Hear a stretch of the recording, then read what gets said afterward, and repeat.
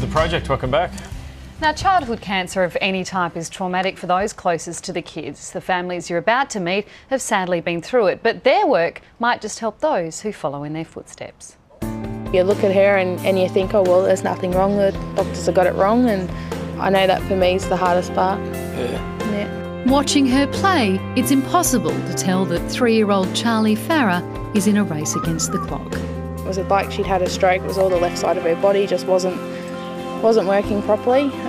She couldn't talk properly, and that's what really triggered it when I said to her, "Are you okay?" and you couldn't understand what she said. In April, Charlie was diagnosed with a type of brain tumour, a cancer so elusive, so hard to treat, that even the best of experts are at a loss.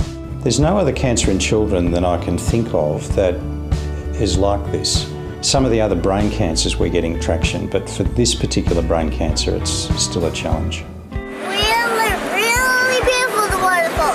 Robin Cush de Rosa's daughter Isabella was 5 when she was diagnosed with a similar tumour. I looked across at my child playing in the corner, and I can't believe that she's not going to be with me growing up, and I'm going to lose her very, very soon. Charlie and Isabella were diagnosed with the cruelest of childhood tumours, diffuse intrinsic pontine glioma. The tumour grows in the middle of the brainstem amongst nerves that control vital functions like breathing, swallowing and heart rate. Because it grows so close to such vital nerves, surgery is impossible, and half of all children die within 9 months of diagnosis. 10 to 20 Australian children are thought to die from DIPG every year. You never forget any child, but you certainly never forget the ones where you weren't able to do anything for them. Without any dedicated research or funding, the only treatment for children with DIPG is radiation and steroids to reduce some of the symptoms. Charlie Farah has just had 6 weeks of radiation, and it's shrunk her tumour and restored her movement and speech. But the improvement is only temporary. They can't say how soon or when or anything like that, but yeah, usually the symptoms come back and they just gradually worsen. She phrased it in terms of, what's it like to be dead?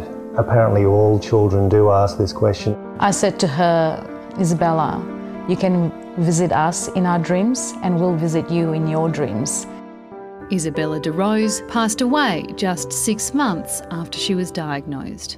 In her memory and the memory of another DIPG sufferer, Marcus Roberto, Robin Cush started a foundation to raise awareness about the disease.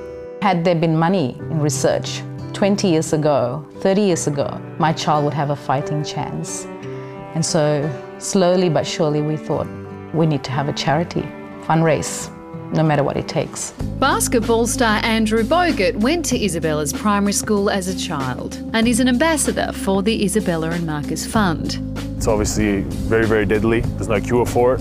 So it's frustrating and surprising that no one's talking about it. The fund is now hoping to raise money for a full-time researcher.